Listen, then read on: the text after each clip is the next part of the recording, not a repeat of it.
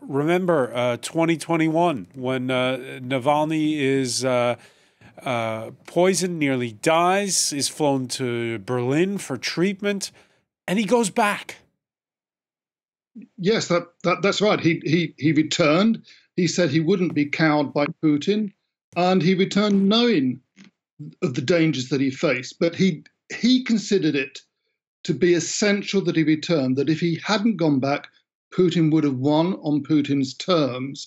And as Doug has just been saying there, it's quite right that people are coming out on the streets. Although Navalny wasn't exactly a household name, people know who he was and what he stood for. And as we enter the third year of the war in Ukraine, people in Russia are not happy. They may not be able to say it very openly, but one way to demonstrate how they feel is to go out and lay flowers, as we've just seen.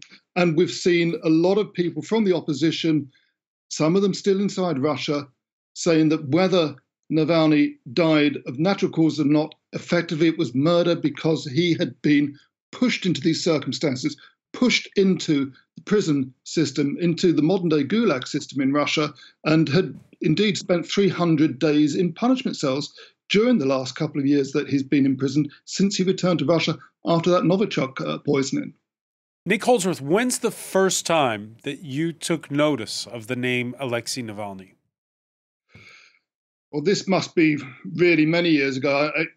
Certainly before 2015, when Nemtsov was killed. I remember meeting Navalny on the hoof in Moscow. He was talking to people. He wasn't very well known at that time. It may have been around 2013 when he was in the run-in for the mayor of Moscow. And in fact, at that time, he was already going through the court system, accused of fraud.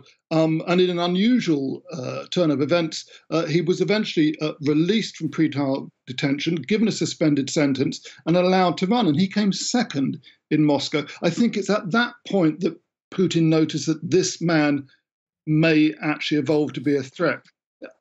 You know, he'd come out of regular politics. He'd set up his own party.